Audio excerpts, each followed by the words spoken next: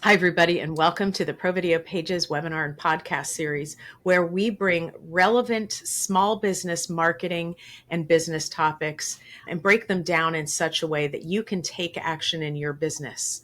And so today I'm joined by Marc Brookland, who is going to talk to us about measuring digital marketing.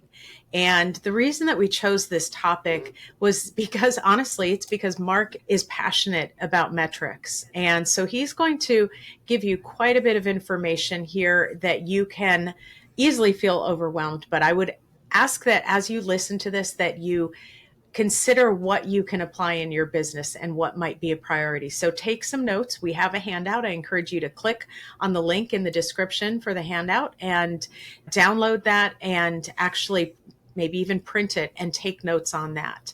And at the end of this, I hope that you have some takeaways and ways that you are actually going to implement a couple of the things that Marc goes over.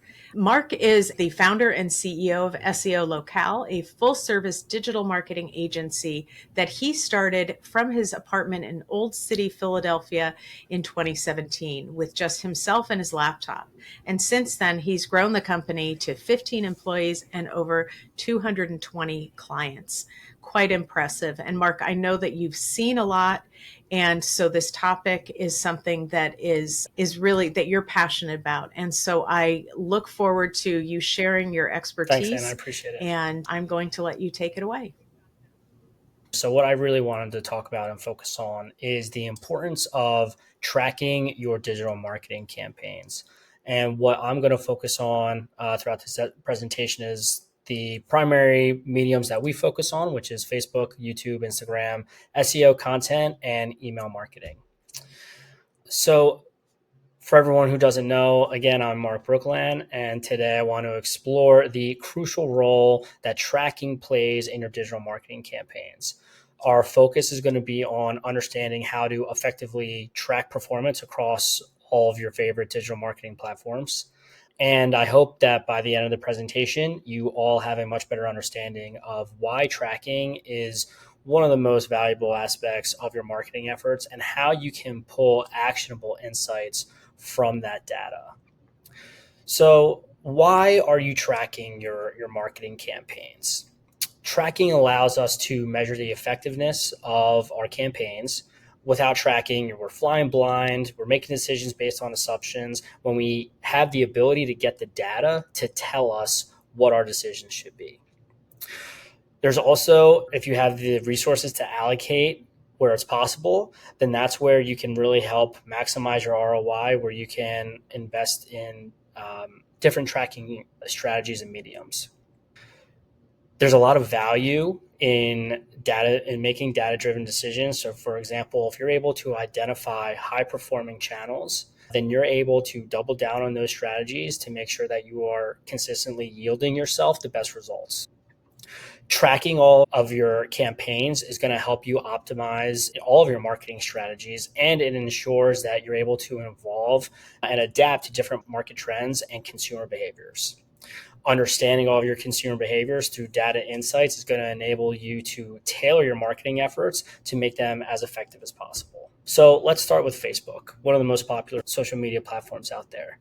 The key metrics that you want to look at for your Facebook advertising are click-through rate, which is indicating how many people are clicking through your ad after seeing it. Your conversion rate, which is measuring the percentage of users who complete a desired action on your ad. Cost per click, which is the amount that you're paying every time someone clicks on your ad. Engagement rate, which is tracking how users are interacting with your post, for examples like shares, comments, etc. There are a few best practices that you're going to want to make sure you implement so that you can effectively track your Facebook efforts.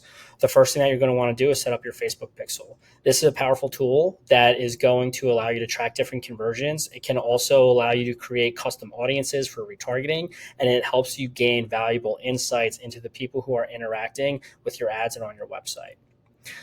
I mentioned that you can build custom audiences, which is very powerful because you can create specific criteria, such as a past website visitor or some other specific customer list that allows you to target those specific groups of people with any ad that you're creating. The last thing is demographic analysis, where you can use specific demographic data to refine your target audience. And this ensures that your ads are reaching the most relevant people possible. YouTube has been growing in popularity for a very long time.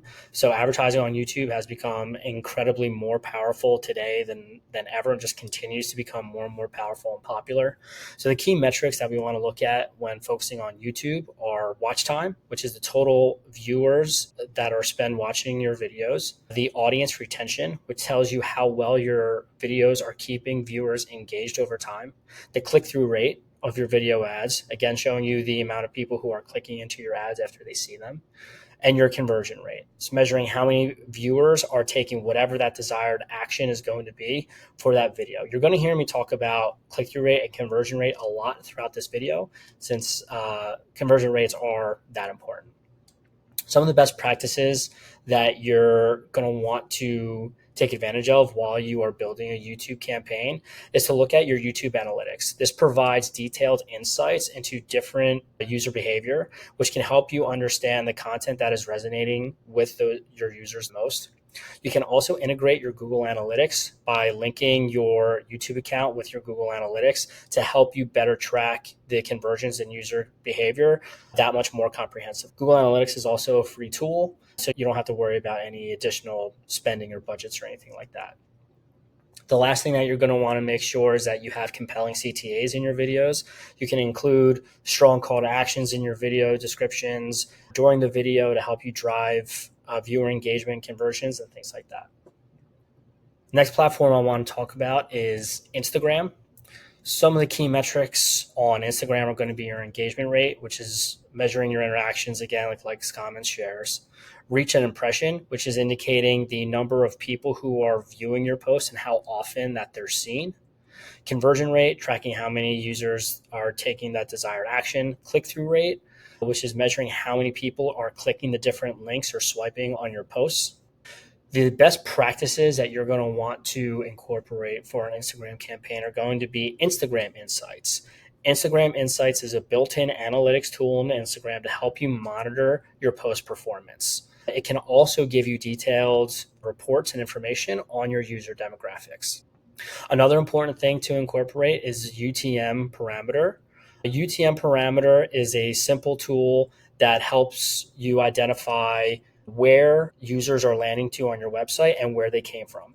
UTM stands for an urchin tracking module, which it's a simple snippet that you add at the end of a URL that's going to say this person came from this campaign on this medium and this is what they searched for. So it's very helpful in helping you understand what your users are clicking on and where they're coming from. The last thing that you're going to want to incorporate are Instagram stories, which help utilize stories to drive traffic. You can use features like swipe ups for links, and you can give users direct access to your website or your landing pages.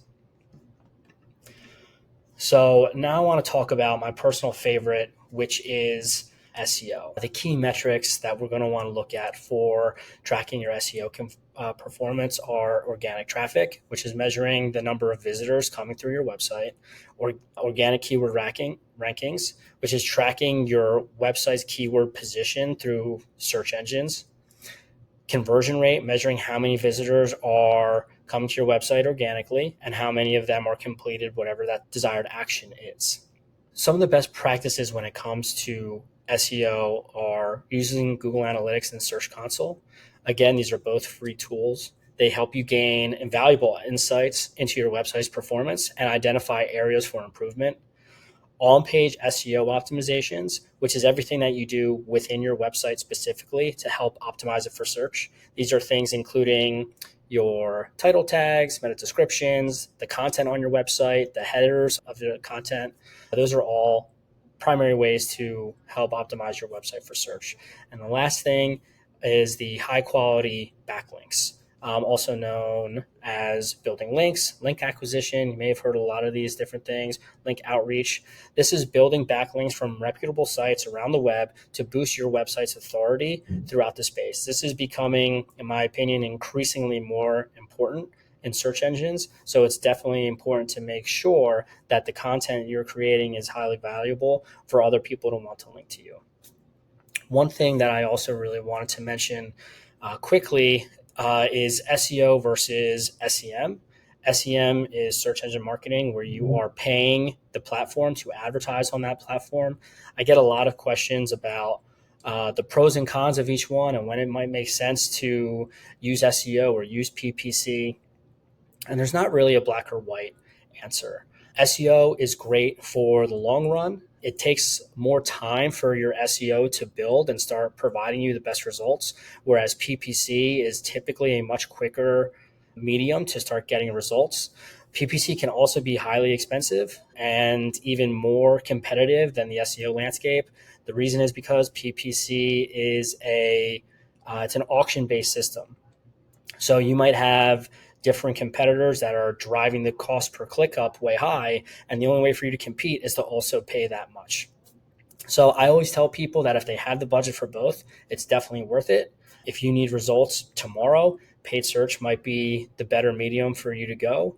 But if you're in it for the long haul and you have your finances set up and saved up to go through with an SEO program, I usually recommend at least 6 months. So if you saved up for 6, 8, 12 months of an SEO program, then SEO probably would be the best route for you. Tracking content marketing. Some of the key metrics for content marketing are page views, measuring how many times your content is viewed, time on page, indicating how long visitors spend reading your content, social shares, tracking how often your content is shared on different social media platforms, your conversion rate, measuring how many people are taking desired action through that content. And one thing that I do want to talk a little bit more in depth is page views. A lot of people will ask, well, what's a good number of page views? How do I know what point to share it on? Again, there's not really a black or white answer there. It's really relative to the content that you have personally published. So you can access that type of information through your Google Analytics. But if you see that a piece of content has way more page views or is ranking for a lot of keywords, whereas your other content hasn't really done so well, then you're going to have a good idea on what content people are really interested in and what content is really driving your particular users. So that's really the best answer that I can give for that, and how you can determine what type of content your users really resonates with them.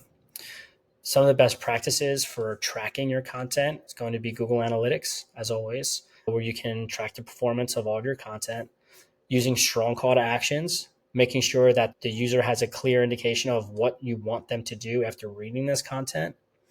Or you could offer gated content. So this could be offering valuable resources like an ebook or a white paper or something like that in exchange for an email, a phone number, some kind of way to add them to your CRM where you can message them with different sales opportunities later.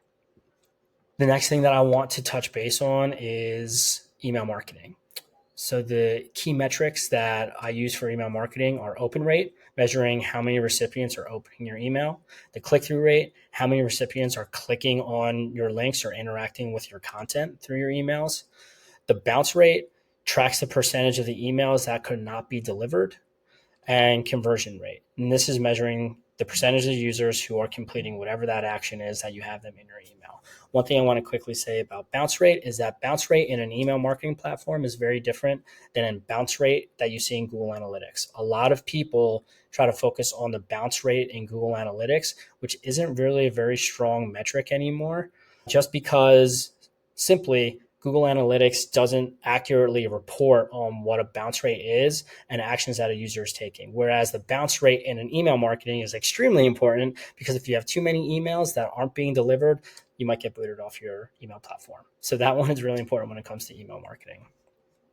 Some of the best practices when it comes to email marketing is using a certified tool like MailChimp or HubSpot or some kind of built-in tool, which also include analytics and email performance. You want to make sure that you have the data to understand how well your emails are doing. You want to try A/B testing, where you can experiment with different subject lines, different content, different CTAs, different images, whatever you feel works best, and have your target list segmented, where you can see here's group A, here's group B, and here are the differences, and here's what performed best. The last thing that you want to make sure you do is have a CRM integration where you can integrate your email marketing with a CRM system to more seamlessly track your conversions and your customer interactions. So you want to make sure that you are investing in the various tracking methods that are available to you. There's a lot of different things that you can do to track your marketing. It's not just digitally. You can use things like a QR code that you put on a printed material, and that can direct users to a specific landing page that you have, and you can track the performance on there. Again, that would be a great opportunity to use one of those UTM codes that I mentioned. Call tracking phone numbers. This does cost money, unfortunately, but if you have the money to invest in call tracking numbers, it could be beneficial because you can clearly determine which marketing campaigns your users came from and how successful that they were. You can create as many landing pages as you want. Creating dedicated landing pages for a specific campaign is the easiest way to be able to determine how many users are hitting that page, what actions are they taking, things like that. And it's very simple, especially if you're using a WordPress website, to create those additional pages. You could use discount codes where you're offering a unique discount based on a code that they type in, or simply by mentioning that they saw a discount code. So this can easily help you track the purchases that users are creating, and based on that coupon code, you can determine where they saw that ad. A couple quick examples. You could use a unique landing page for a Facebook ad campaign that directs users to a unique landing page that can help you measure exactly what that user is doing. Plain and simple, you get all the information that you want, you know exactly where they came from. If you were going to use something like call tracking, you could implement call tracking to see which ads are driving the most phone inquiries. This could be particularly useful for a business where phone calls are the primary conversion metric. So let's say that you were running a Facebook ad and an Instagram ad, and you bought a banner on the highway. You could have 3 different phone numbers and have those phone numbers labeled, and then you would know exactly which one of those campaigns was driving the most phone numbers. Optimizing your website for SEO. There's a lot of different elements that go into optimizing your website for SEO. And I wanted to go in this a little bit more deeply because of how important SEO is, especially for me, and how important I think it is for everyone.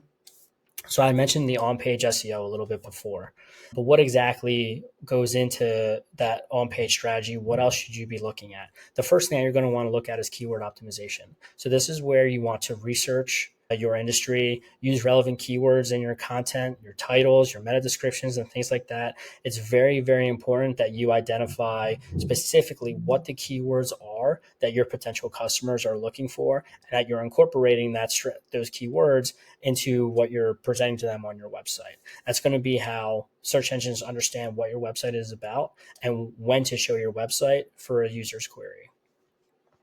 Quality content creation. You want to produce high quality, valuable content that is answering users' questions, answering their issues, hitting a pain point for them, and is keeping them engaged.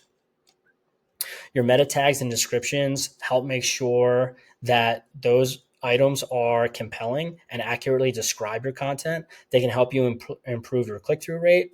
And those are also key elements in helping search engines understand what that particular page is about and when to display that page for the end user. Off-page SEO, which I mentioned a little bit earlier, where you're acquiring different backlinks from reputable websites around the web. This is really important to help label your website as an authority in the eyes of search engines.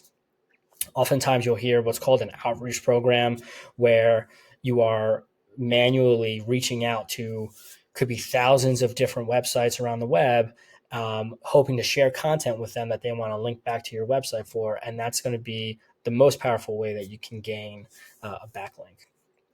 Social media signals are another off-page SEO signal where you can share your content through social media, and that might help you be able to increase visibility and generate some more leads.